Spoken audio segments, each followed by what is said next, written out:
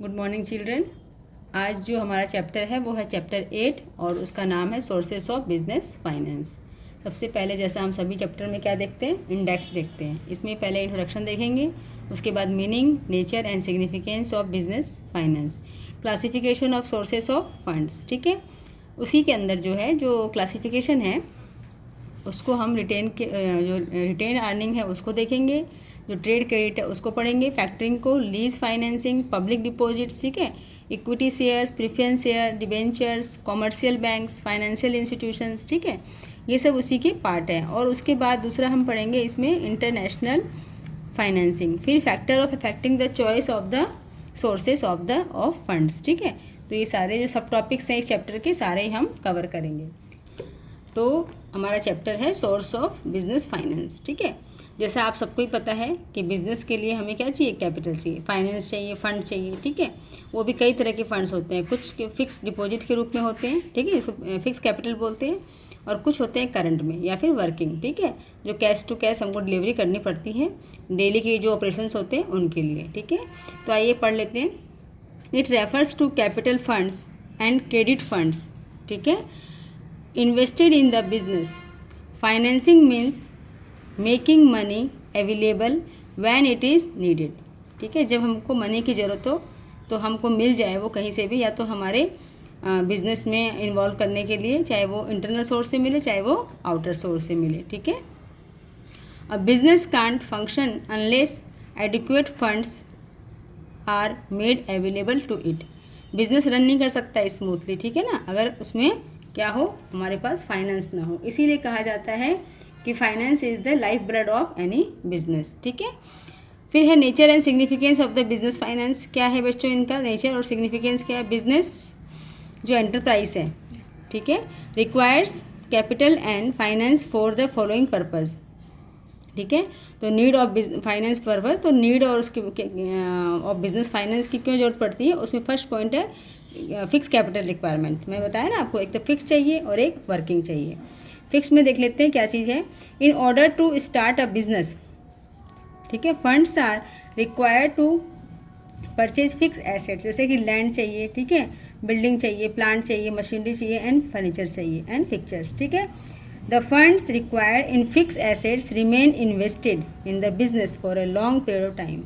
लंबे समय के लिए क्या है वो बिज़नेस में लगा रहता है। ये नहीं कि हम ये चीज़ें रोज़ खरीदते हैं। अगर हमारा बिजनेस एक्सटेंड होगा, एक्सपेंशन होगा, तब हमें हो सकता है कि नई नई मशीनरी वगैरह और चाहिए, लेकिन एक बार तो हमें क्या है कि एक लंबे समय के लिए इनको हम परचेज कर लेते हैं, इंस्टॉल कर लेते हैं। फिर है वर्किंग कैपिटल रिक्वायरमेंट। ठीक है, और business needs funds for its day to day operation, this is known as working capital. बताया था मैंने, डेली के लिए कुछ काम के लिए पैसे चाहिए हमको, ठीक है, तो उसको क्या बोलते हैं, working capital requirement. Working capital is required for purchase of material, ठीक है, टू पे salaries, wages, rent and taxes. ये हमारे डेली के हैं, इनके लिए क्या है, हमें बार बार हर साल चुकाने पड़ते हैं। लेकिन जो ये फिक्स एसेट्स है वो हमारे क्या होते हैं बच्चों, हमारे हर ईयर का ही एक्सपेंसेस नहीं होता है, वो एक बार हमने कर दिया फिर वो कई सालों तक हम उससे फ्री रहते हैं। हाँ, डेप्रिसिएशन चार्ज ज़रूर करते हैं हम लोग, क्योंकि मशीन जब जैसे यूज करते, ठीक है, कोई प्लांट जो है यूज कर रहे हैं हम अपनी मैन्युफैक्चरिंग में, तो उसकी कैपेसिटी जो आज है वो 2 साल बाद थोड़ी कम तो हो जाएगी। ठीक है, फिर एक बार क्या होगा, उसको सेल आउट करना पड़ेगा, नया परचेज करना पड़ेगा। तो इसीलिए हम आपके अकाउंट में आप डेप्रिसिएशन चैप्टर जो है वो आप पढ़ते हो। तो ये 2 तरह की कैपिटल हो गई। फिर किस लिए चाहिए हमको, डाइवर्सिफिकेशन। ठीक है, a company needs more funds to diversify the operations to become a multi product company. ठीक है, हमको अपने प्रोडक्ट बनाने हैं और उसको मल्टी प्रोडक्ट बनाना है। मतलब पहले हम दो चीज़ का प्रोडक्शन कर, दो गुड्स प्रोड्यूस कर रहे थे, हम 4 कर रहे हैं, 6 कर रहे हैं। तो मतलब हमारा मल्टी प्रोडक्ट जो है वो कंपनी में हो रहा है। उसके लिए क्या चाहिए, हमको फाइनेंस चाहिए। ठीक है, टेक्नोलॉजी अपग्रेडेशन, हमको टेक्नोलॉजी को बढ़ाना है अपनी। ठीक है, finance is needed to adopt modern technology, जैसे कि uses of computer in business. ठीक है, फिर है ग्रोथ ऑफ एक्सपेंशन। फिर हमको, मैंने कहा ना, हमको एक्सपेंशन करना है, अपनी ग्रोथ को बढ़ाना है। ठीक है, ग्रोथ एंड एक्सपेंशन।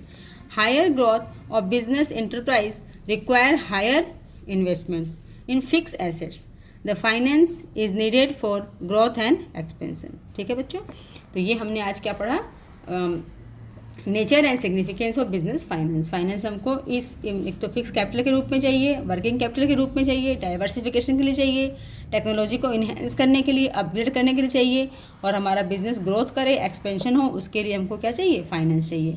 इतनी सारी एक्टिविटीज़ के लिए इतना फंड हम घर में लेके एक साथ नहीं बैठता। कोई भी ओनर या बिजनेस जो मैन है, कोई फर्म है, तो वो क्या करती है, बाहर से ही फिर अपना कैपिटल का अरेंजमेंट करती है, फंड्स का अरेंजमेंट करती है। अब देखते हैं classification of sources of fund. ठीक है बच्चों, तो क्लासिफिकेशन जो सोर्स का फंड्स का है वो देखिए कि यहाँ पे आपका बुक में जो है एक पिक्चर बनी हुई है बहुत अच्छी। ठीक है, उसको फ्लो चार्ट के माध्यम से पढ़ लेंगे। उसके पहले कुछ लाइनें वो पढ़ते हैं। In case of property and partnership जो कॉन्सर्न है, the funds may be raise either from personal sources और बोरोइंग।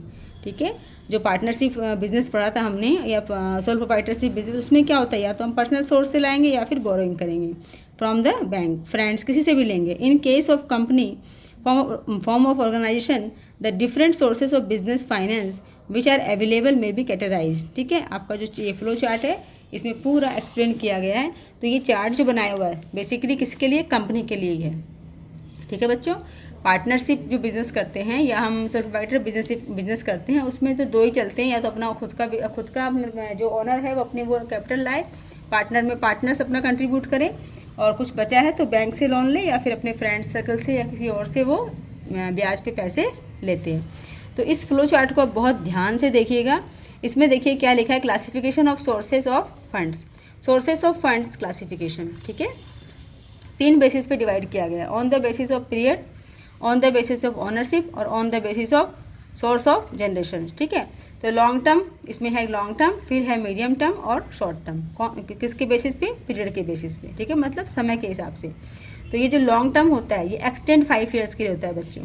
ठीक है, और जो मीडियम टर्म होता है वो क्या होता है बच्चों, वो मोर देन 1 ईयर लेकिन लेस देन 5 ईयर्स। ठीक है, और शॉर्ट टर्म क्या होता है, नॉट एक्सीड 1 ईयर, 1 साल ज़्यादा ये नहीं बढ़ता। इस तरह का अगर हम कुछ लेते हैं, फाइनेंस करते हैं, ठीक है, रेज करते हैं अपने बिजनेस के लिए, तो इसकी ये टाइम पीरियड है। इसमें देखिए क्या क्या आता है। लॉन्ग टर्म में इक्विटी शेयर आ गए, ठीक है, रिटेनिंग अर्निंग आ गई, प्रेफरेंस शेयर आ गए, डिबेंचर, ठीक है, लोन फ्रॉम फाइनेंशियल इंस्टीट्यूशन और लोन फ्रॉम बैंक्स। मीडियम में क्या आ गए, loan from banks, public deposits, loan from financial institution और लीज फाइनेंसिंग। ठीक है, आप ये देख रहे हैं ये लोन जो है ये दोनों बार इसमें भी आ रहा है, इसमें भी आ रहा है। तो इसमें लोन के बहुत से टर्म्स होते हैं। इसमें क्या लॉन्ग टर्म के लिए लिया गया, इसमें शॉर्ट टर्म के लिए लिया गया है। ठीक है, फिर है ट्रेड क्रेडिट शॉर्ट टर्म के लिए, ठीक है, फैक्टरिंग, बैंक्स, ठीक है, कॉमर्शियल पेपर।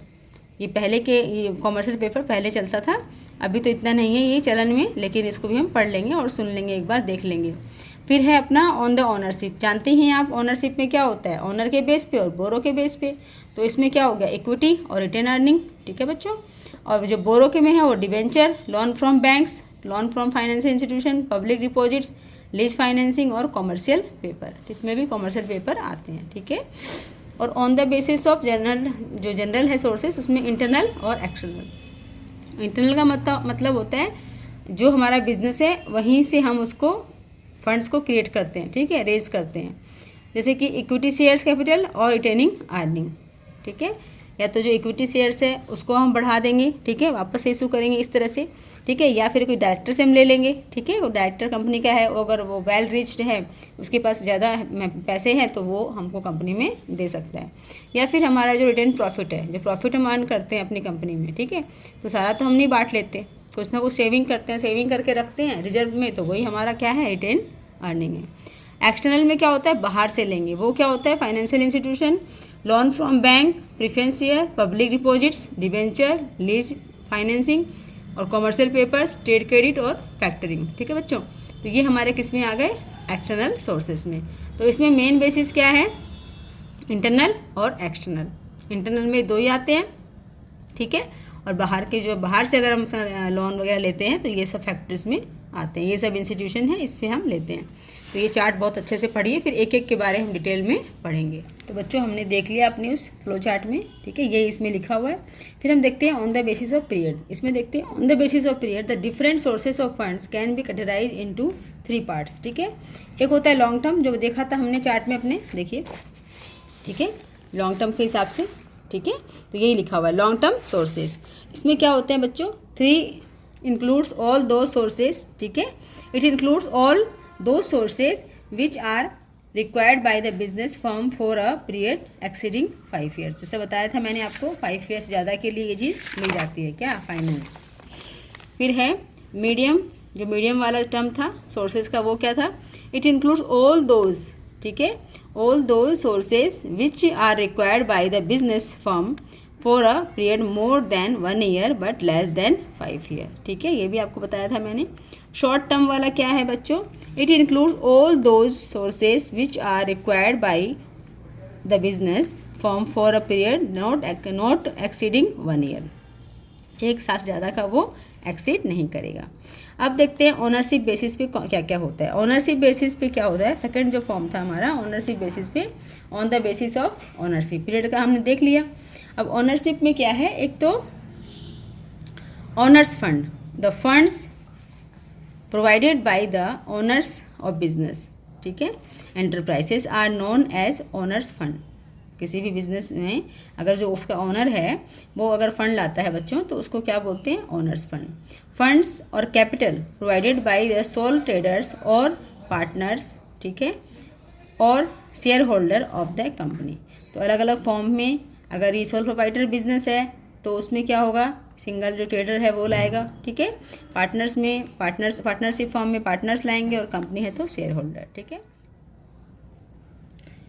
फिर सेकंड है बोरोड फंड्स, ठीक है, the funds raise through loans, ठीक है, और borrowings are known as borrowed funds. अगर हम लोन से लेते हैं किसी फ्रेंड से या अपने को मिलने वाले से लेते हैं तो वो क्या कहलाता है, बोरोइंग फंड्स, ठीक है। For example loans from banks, loans from financial institutions, ठीक है, डिबेंचर्स। इसमें क्या है कि कोई मिलने वाला जो है आपको नहीं देगा, कंपनी में तो क्या है शेयर होल्डर देंगे या फिर कोई फाइनेंशियल इंस्टीट्यूशंस है जो आपको ब्याज पे पैसे देगी उससे ही लेंगे। लेकिन जो सोल प्रोप्राइटरशिप बिजनेस होता है या पार्टनरशिप होता है उसमें तो क्या होता है, कोई हमारे मिलने वाले भी दे देते हैं। लेकिन कंपनी के बिजनेस में ऐसा नहीं है, जो भी उसमें आपको कंट्रीब्यूट करेगा वो पर्सनली आपको दे सकते हैं, फिर आप उसके शेयर डिबेंचर ले सकते हैं, इस तरह से हो सकता है। फिर सोर्स ऑफ जनरल बेसिस, इसमें है इंटरनल, जो हमने देखा था। इंटरनल में देखिए it includes all those resource जो सोर्सेस है which are generated from within the business, ठीक है। फॉर एग्जांपल रिटेन अर्निंग हो गई, ठीक है, सरप्लस हो गया, ठीक है, और कलेक्शन ऑफ रिसीवेबल्स। इसमें क्या होता है, इंटरनल सोर्स में कई बार आप देखते हैं कि स्टॉक बचा हुआ है, ठीक है, उनको पैसे की ज़रूरत है तो क्या करते हैं बिजनेसमैन, 1 बाय 1 गेट में फ्री कर देते हैं कि फटाफट हमारा स्टॉक निपटे, पब्लिक इनको ले ले और हम स्टॉक का जो पैसा है वो हमको काम में आ जाए, ठीक है। तो आप देखते हैं डिस्काउंट पे बेचती है कि आपने 3 पे 2 आपके फ्री हैं या 3 आपने लिए तो उसमें से 1 फ्री है, इस तरह की वो स्कीम निकालती हैं। या फिर क्या करती हैं, कोई डिस्काउंट में बेचती हैं, ठीक है। या फिर क्या करती हैं, कुछ ऐसा करती हैं कि उसकी कुछ स्क्रैप वैल्यू आपको मिल जाए, क्योंकि स्टॉक पड़ा हुआ है और जितना पड़ा रहेगा वो बेकार ही होगा, ठीक है। तो कुछ डिस्काउंट में अलग अलग स्कीम निकाल के वो बेच देती है अपना, तो इसको यूज कर सकती है, अपना कलेक्शन है। और उसके जो बिल्स पड़े हैं, ठीक है, सामान जो उधारी में बेचा है उसने, तो उसको वो कलेक्शन कर सकती है, ठीक है। और अपना जो उसका जो सरप्लस है, जो प्रॉफिट, सारा प्रॉफिट तो मैंने कहा ना बांटा नहीं उसने, कुछ बचा के भी रखा हुआ है तो उसको यूज कर सकती है, ठीक है। सरप्लस को यूज कर सकती है, रिजर्व को यूज कर सकती है। तो वो मतलब अपने अंदर के ही जो पोर्शन उसका है कैपिटल का उसको यूज करती है, बाहर से वो कुछ नहीं लाती है, ठीक है। फिर है बच्चों एक्सटर्नल। एक्सटर्नल में देखिए it includes all those sources, ठीक है, and that lies outside an organization, बाहर से लेंगे, सच है जैसे कि सप्लायर्स है, लेंडर्स है एंड इन्वेस्टर्स है। When large amount of money is required to be raise, it is generally done through the use of external sources. हमको लार्ज अमाउंट चाहिए तो हम क्या करेंगे, एक्सटर्नल सोर्स से यूज करेंगे, ठीक है। For example issue of debentures, ये कहाँ से आता है, issue of debenture, borrowing from the banks and financial institutions and public deposits, ठीक है बच्चों। तो ये जितने भी बाहर वाले जिसमें आपने देखे थे सारे ऑप्शंस, ये कहीं से भी इनमें से कोई भी अप्लाई कर सकती है कंपनी, और कोई भी अपना बाहर का जो फंड्स है वो क्रिएट कर सकती है बिजनेस के लिए। अब है सोर्स ऑफ फाइनेंस, ठीक है। सोर्स जो फाइनेंस है वो क्या है, देखिए पढ़ लेते हैं। A business can raise funds from various sources, हमने पढ़ लिए थे, बहुत सारे सोर्सेज हैं फ्लो चार्ट के माध्यम से। A brief description of various sources along with this advantage of limitation is given below. अब हम एक एक की जो लिमिटेशन है उसके बारे में पढ़ेंगे, और जो सोर्स है वो किस पे डिपेंड करता है, हमारी सिचुएशन कैसी है, ठीक है। सिचुएशन पे डिपेंड करता है बिज़नेस की, पर्पज़ क्या है हमारे बिज़नेस का, ठीक है, उसकी कॉस्ट कितनी आएगी, या फिर एसोसिएटेड जो रिस्क है उसके रिगार्डिंग, ठीक है, कौन से फंड्स को कहाँ से लें, ये सब किस पे डिपेंड करता है, हमारे बिज़नेस के नेचर पे, ठीक है, सिचुएशन पे, कॉस्ट पे। तो इन रीज़न के कारण एक एक को हम पढ़ेंगे, जितने भी इसके सोर्स थे, ठीक है, फाइनेंस के, ताकि पता लगे कौन सा मोड जो है हमारे बिज़नेस के अकॉर्डिंग अच्छा है। सबसे पहले बच्चों आता है इशू ऑफ शेयर्स। क्या है ये? ओनर्स फंड है, लॉन्ग टर्म के लिए होता है, आपको पता ही है, ठीक है।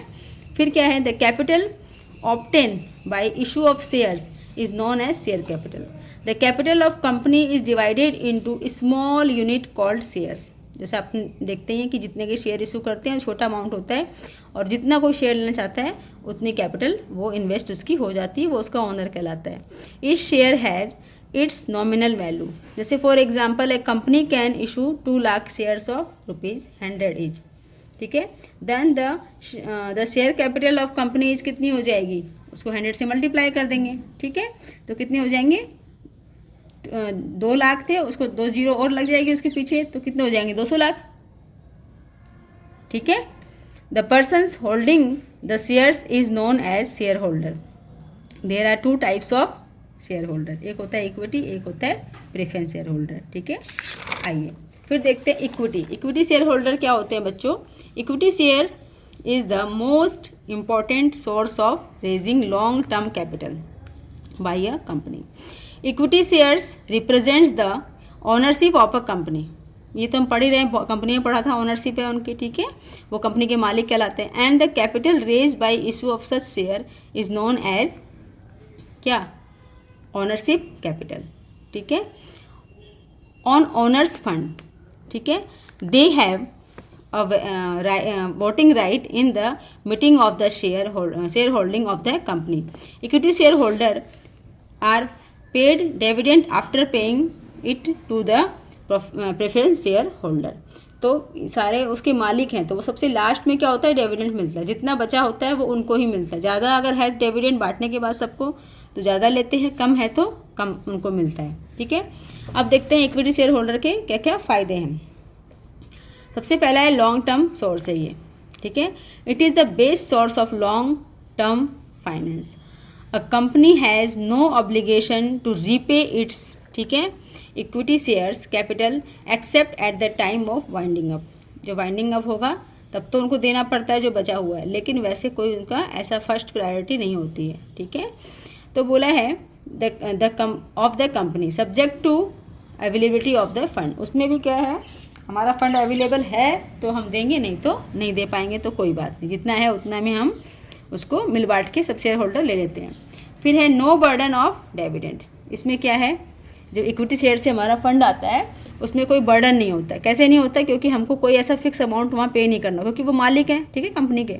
तो देखिए, payment of dividend to the equity share holder is not compulsory, therefore there is no burden on the company in this respect, ठीक है, जो बता दिया मैंने।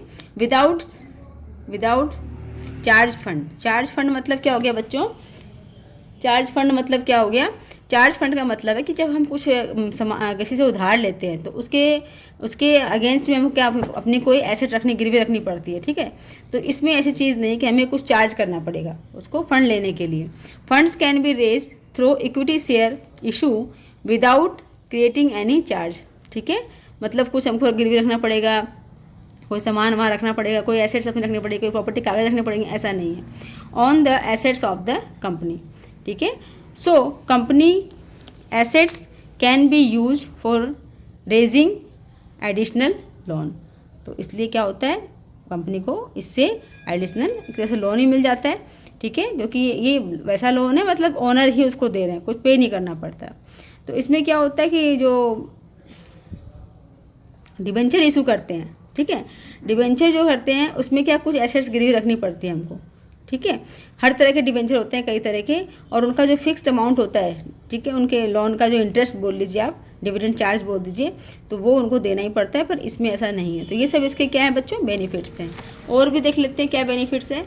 Democratic contract over management, contract और मैनेजमेंट, कॉन्टैक्ट करते हैं, ठीक है, कॉन्टैक्ट, ठीक है, क्या करते हैं, मैनेजमेंट से कॉन्टैक्ट करते हैं। Equity share holder enjoy full voting right in the management of the company. Preference share holder, debenture holder कोई राइट नहीं है, लेकिन किसको राइट है, इनको राइट है, इक्विटी शेयर होल्डर को। पॉसिबिलिटी ऑफ हाई रिटर्न, जब अगर कंपनी ब्लूम पे है, ठीक है, बहुत अच्छा मार्जिन कर रही है, तो उनको हाई रिटर्न भी मिल सकता है, ठीक है। If the company is successful at the level of is high, equity share holder enjoy very high return. लेकिन बाकी जो हम डिबेंचर वगैरह हैं, प्रेफरेंस शेयर होल्डर है, ठीक है, इनको क्या होगा, अपनी जो उनका लिमिट है उसके हिसाब से जो फिक्स हुआ है उनका परसेंटेज वही उनको मिलेगा। अब बच्चों आप जानते हो डीमेरिट्स भी कुछ हैं। सबसे पहले क्या है, फ्लैक्चुएटिंग होती है। हमारा जो डिविडेंड मिलेगा इक्विटी शेयर पे वो क्या है, फ्लैक्चुएट होता है। Investor who desire to invest in safe securities with a fixed income have no attraction for equity share. जिनको एक फिक्स्ड इनकम चाहिए, ठीक है, वो क्या करते हैं बच्चों, उनको इनका अट्रैक्शन नहीं होता है, क्योंकि इसमें फ्लैक्चुएशन होता है। फिर है डिल्यूट्स द वोटिंग पावर। इसमें कोई वोटिंग पावर जो है ना डिल्यूट्स कर रहा है, क्योंकि एडिशनल जो लेंगे हम शेयर्स, देखो पढ़ लो एक बार, and additional share of equity shares dilutes the control of existing share holder, ठीक है। तो इससे क्या हो रहा है, एडिशनल शेयर हम अगर जब कर रहे हैं तो हमारी जो वोटिंग पावर है वो क्या हो रही है, डिल्यूट्स हो रही है, ठीक है। Delay in funds, more formalities, ठीक है, procedural delays are involve while raising fund through equity share. देखिए आप जानते हैं इक्विटी शेयर को इशू करने में बहुत सारी फॉर्मेलिटीज़ होती हैं, ठीक है, एप्लीकेशन है, फिर उसका अलॉटमेंट है, फिर फर्स्ट कॉल, फिर फाइनल कॉल, सेकंड कॉल, इसके बीच में करना हो तो, ठीक है। तो ये क्या है, एक बहुत डिले हो जाता है फंड को क्रिएट करने में, ठीक है, जनरेट करने के लिए। नॉट रिटर्नेबल, अगर कंपनी लॉस में जाएगी तो आपको कुछ भी नहीं मिल सकता है। जैसे कि raising equity share capital is not flexible because it can't be refundable during the life time of the company. तो ये रिफंडेबल नहीं है, जब तक आप कभी भी आके इसमें कुछ भी आप बोलो कि मेरे को तो अपना हिस्सा दे दो, ऐसा नहीं है, जैसे पार्टनरशिप में होता है, ठीक है, ओनरशिप में होता है। तो raising equity share capital is not flexible because it can't be refundable during the life time of the company. Company जब तक चलती रहेगी तब तक क्या है, रिफंडेबल नहीं है। एक चीज़ और देखें, जो कंपनी जो कोऑपरेटिव सोसाइटी होती है उसमें क्या होता है, वन मैन वन वोट, ठीक है, एक बंदा एक ही वोट देगा, ठीक है, उसके जितने भी शेयर्स हैं उस पर कोई फ़र्क नहीं पड़ रहा, ठीक है। लेकिन कंपनी में क्या होता है बच्चों, वन शेयर वन वोट, ठीक है, तो जितने आपके शेयर है उतने आपके वोट हैं, ठीक है।